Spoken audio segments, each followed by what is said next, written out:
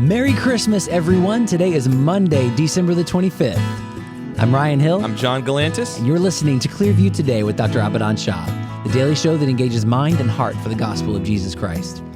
You can visit us online at clearviewtodayshow.com. Or if you have any questions for Dr. Shah or suggestions for new topics, send us a text to 252-582-5028 or email us at contact@clearviewtodayshow.com. That's right, and you guys can help us keep the conversation going by supporting the show. You can share it online with your friends and your family. As even on this Christmas day, you can leave us a good review on iTunes. That could be your Christmas gift to us.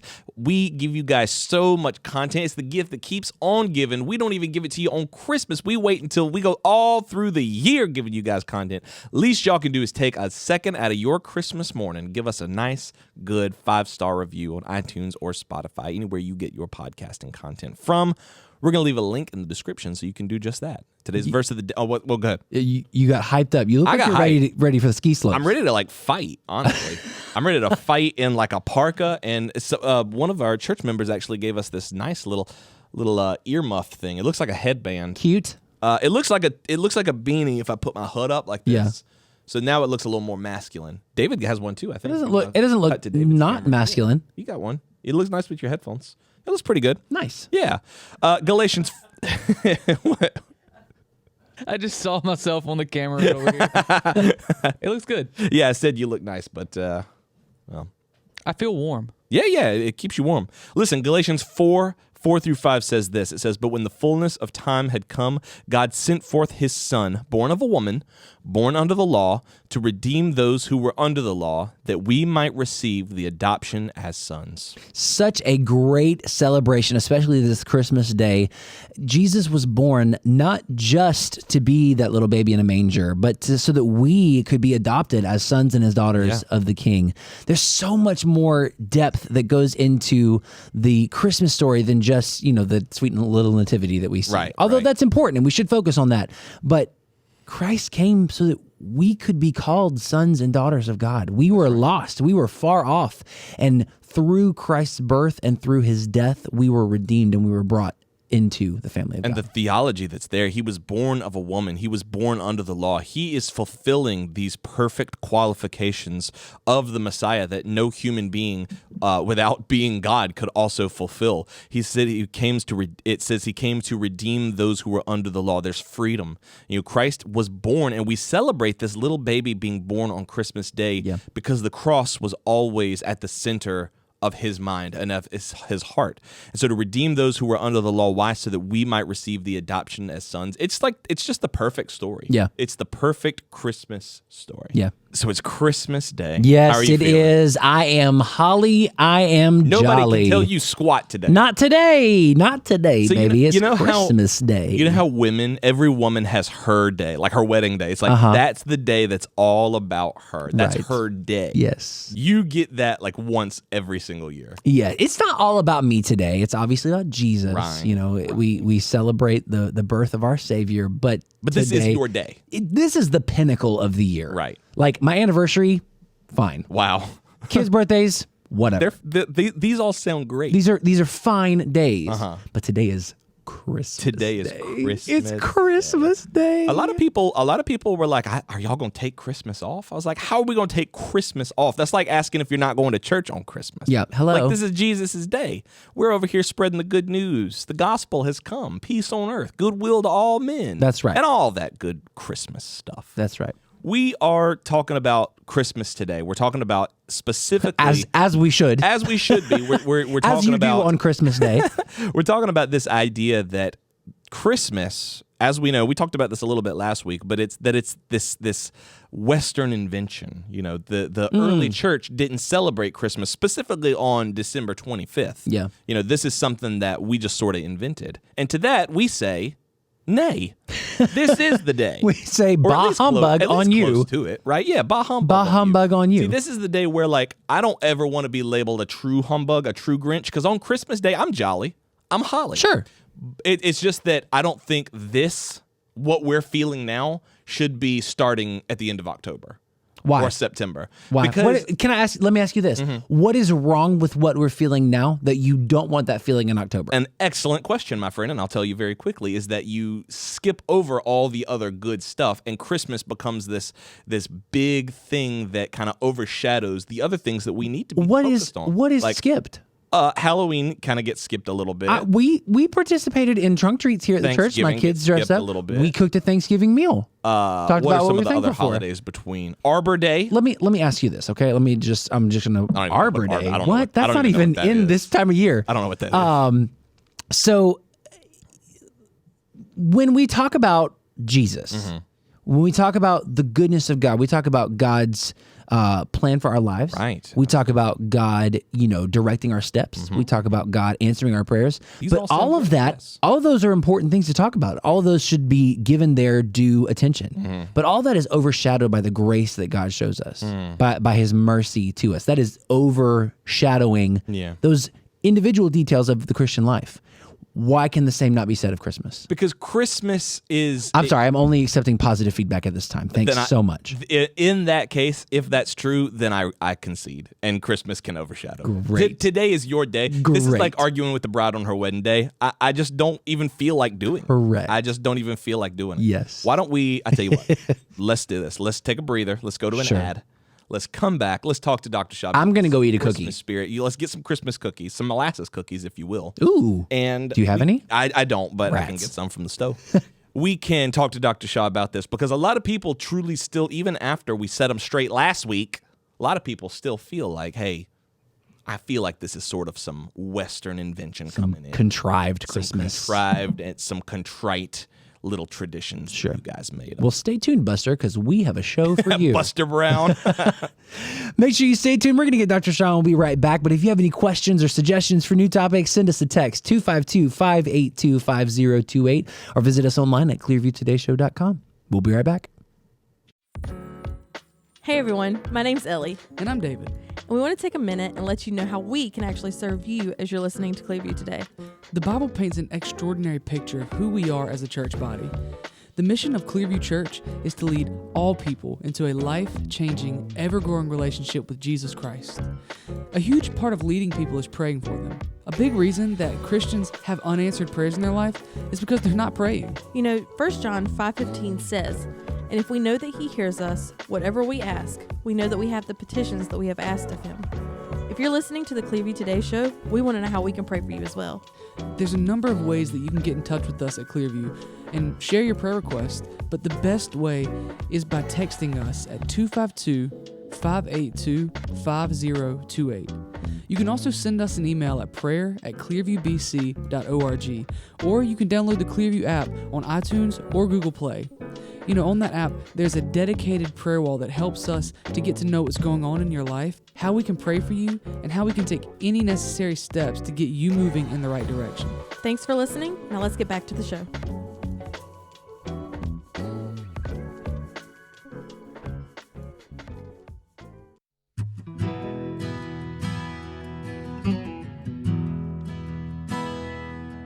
Welcome back to Clearview Today with Dr. Abadan Shah, the daily show that engages mind and heart for the gospel of Jesus Christ.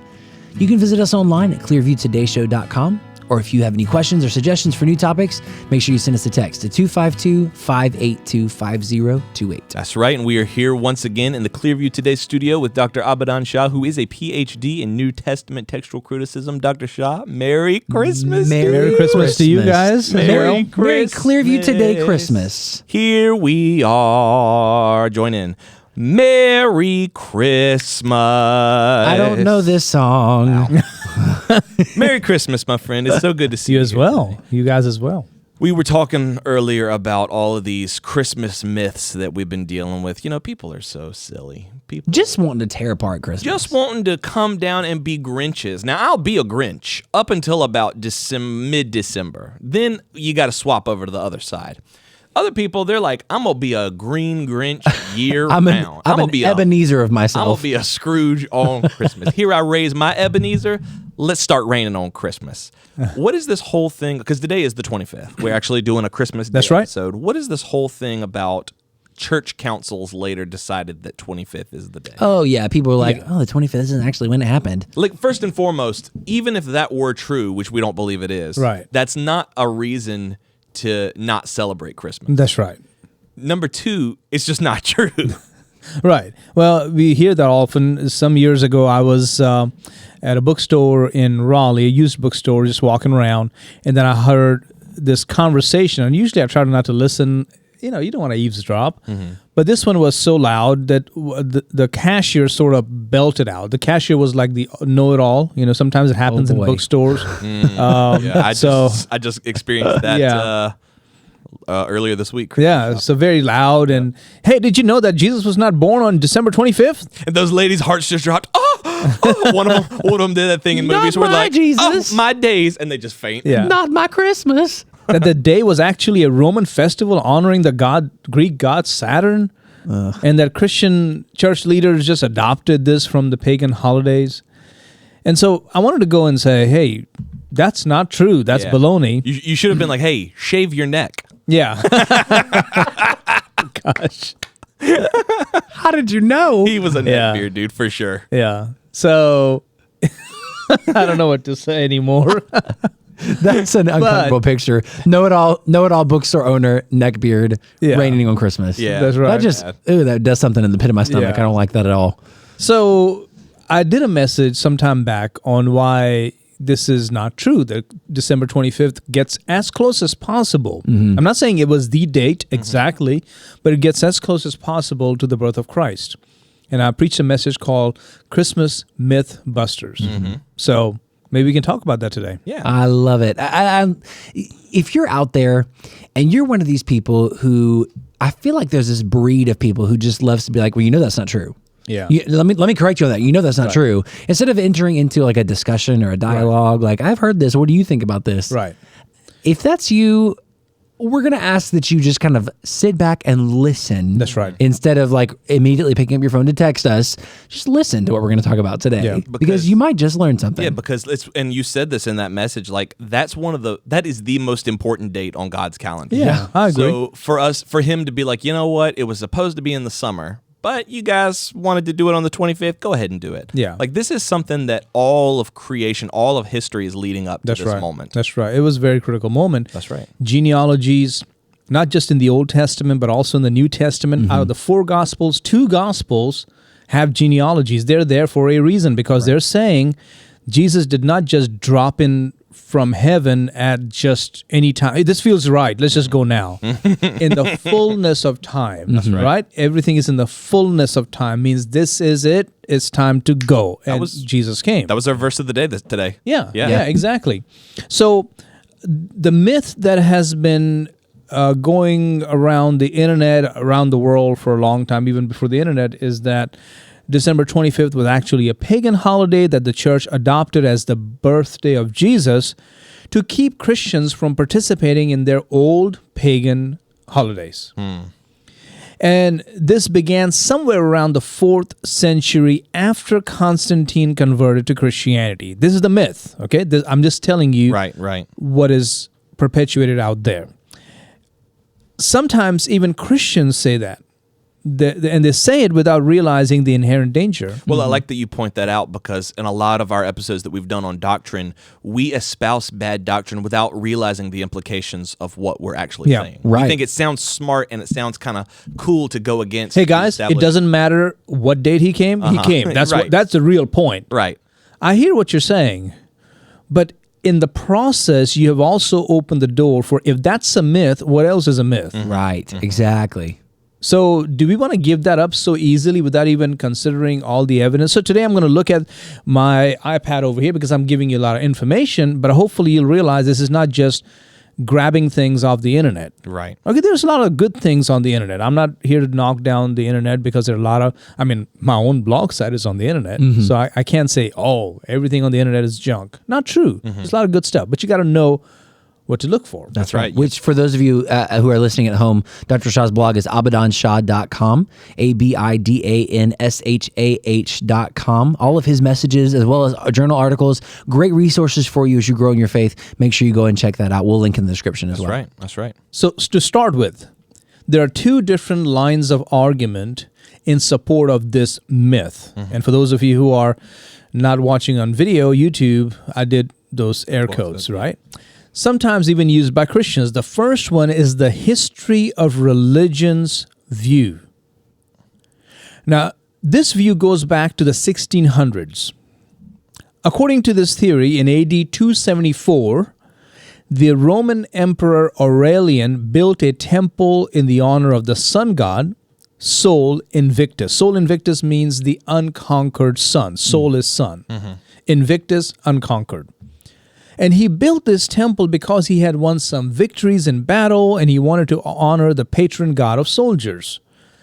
He even instituted some special games in this god's honor. Guess what the date is? I'm guessing December 25th. Right. Yep. This is according to the history of religion schools, folks. Furthermore, this was also the time of Saturnalia, which ran from December 17th to December 23rd in honor of the Roman god Saturn, who was the god of wealth and agriculture. So this was all based around the winter solstice, Right, if you know what I'm talking hear. about, right? So in the northern hemisphere, this is around December 21st to the 22nd when the earth is at its maximum tilt away from the sun.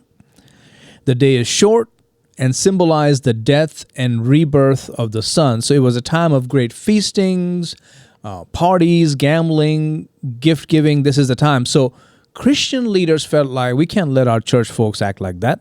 So they just went yoink and hijacked the festival. Pagan holiday. Got you. I mean, pagans were having a good time. Christians came in, party poopers. Yeah, no good time for you. Yeah, we take We're it gonna now. kibosh all that. This is ours. Right. Let me ask you this: what is so that's the theory. What is the evidence that that's true? Zero evidence. Zero. So hold on. Let's say is there a speck of evidence? There's No. zero. There is no documentation of any point in history when this actually It happened. sounds so good though. It has to be true. This is like in my head when you're watching those game shows and the team offers an answer confidently and you look up to the board and she goes, just Yeah. a red It's X up up there, there. Steve. No, It's up it's there. not. It's not gonna up be there. up there, No Steve. footnotes, no bibliography, nothing. Where did you get this from?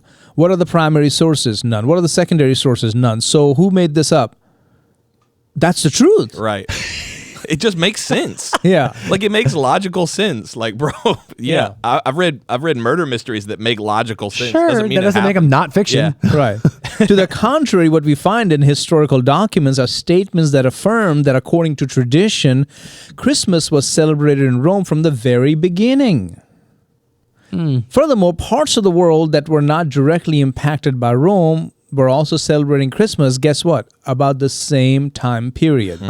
So if people were in different parts of the Christian realm were like, I thought it was November 12th. Oh no, I thought it was July 15th, February 23rd, December 25th. Then we can be saying like, okay, guys, nobody really knows. Right.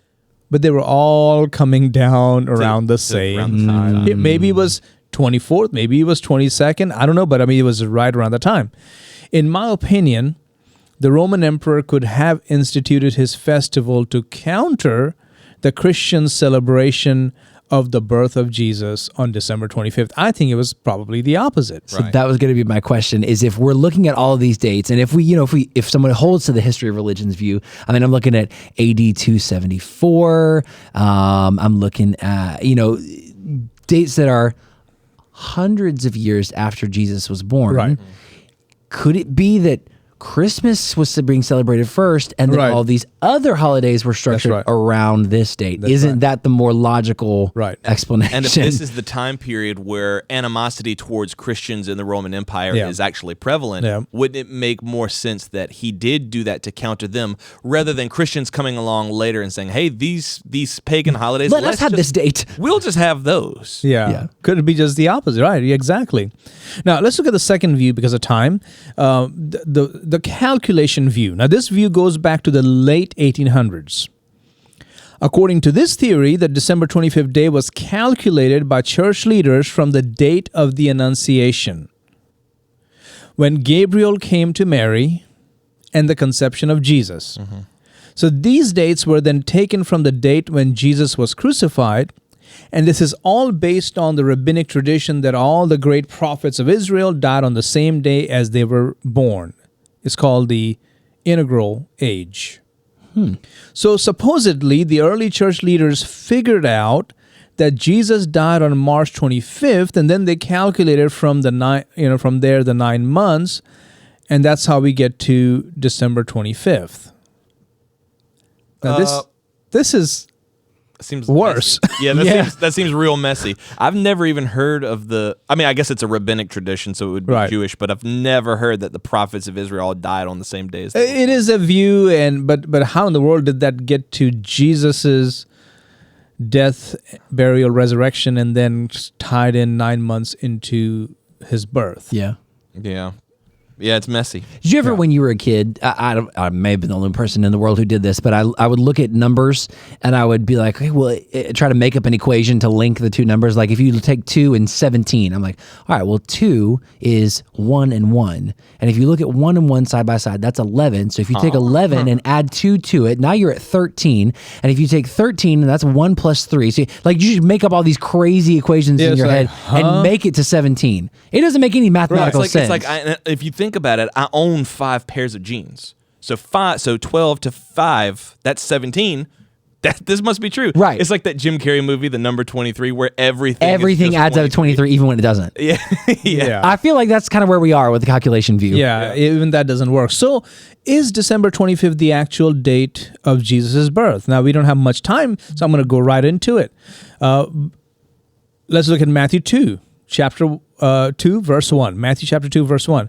It says, "Now after Jesus was born in Bethlehem of Judea, in the days of Herod the king, behold, wise men from the east came to Jerusalem, saying, Where is he who has been born King of the Jews?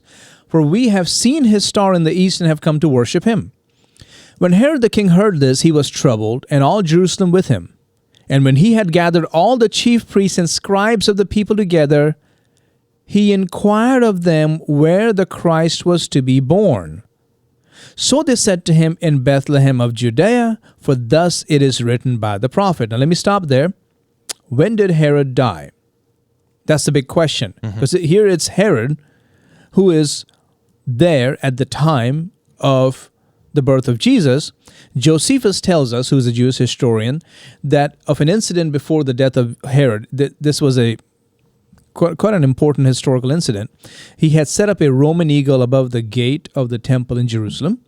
This was kind of a slap in the face of Jewish people. This is a holy temple. But it's like a Roman symbol. Right, Roman symbol.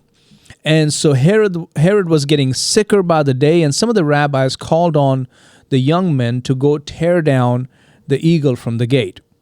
And they did, but they got caught.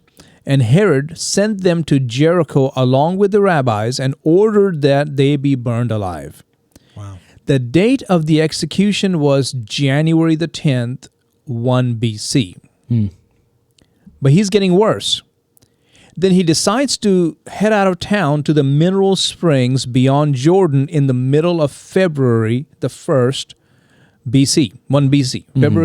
February 1 BC, Right. not the 1st. February 1 BC. Now, we have a statement by an ancient writer by the name of Macrobius. Okay, nothing to do with macrobes, but Macrobius.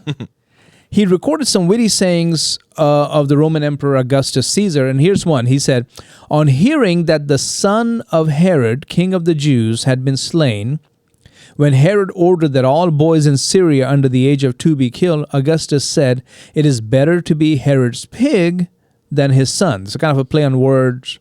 From Hus is pig, Huios is son. So he's kind of, play on words. We have the date when Herod had his son Antipater executed. Herod died just 5 days after his son's execution. This would place his death on April the 8th, 1 BC. So Herod died April 8th. 1 BC. Gotcha. But let's stop here for a moment. When did Herod have 2-year-old boys or younger killed? Matthew 2:16 says, Then Herod, when he saw that he was deceived by the wise men, was exceedingly angry, and he sent forth and put to death all the male children who were in Bethlehem and all his districts from 2 years old and under, according to the time when he had determined from the wise men. So the wise men probably saw Herod before he left for the mineral springs in the middle of February. Are y'all still with me? Yeah, I think so. He's in Jerusalem. Right. He hasn't gone to the mineral springs, from which pretty much, he's going to have his sons killed, and then 5 days after that he will die. Right. All that is historical fact. Okay, so he will encounter the wise men before that. Right. Right. So it says here in Matthew 2:16, then Herod, when he saw that he was deceived by the wise men, was exceedingly angry. He sent forth and put to death all the male children who were in Bethlehem and all his districts from 2 years old and under, according to the time which he had determined from the wise men. So the wise men probably saw Herod before he left for the mineral springs. So from the time it would take him to get there, probably it was like early March, mid-February when he was with because it would have taken time for him to get from Jerusalem. That's right. Okay. That's right. So where does that put the birth of Jesus? Exactly where we've always believed, somewhere around. I'm not going to say it's December 25th. Right. But it's definitely not as vague. Right. If you consider the death of Herod. Yeah. If you remember that, that's an important marker. Right. And that's not just, the Roman emperor did that. He made this festival and Christians came and stole it.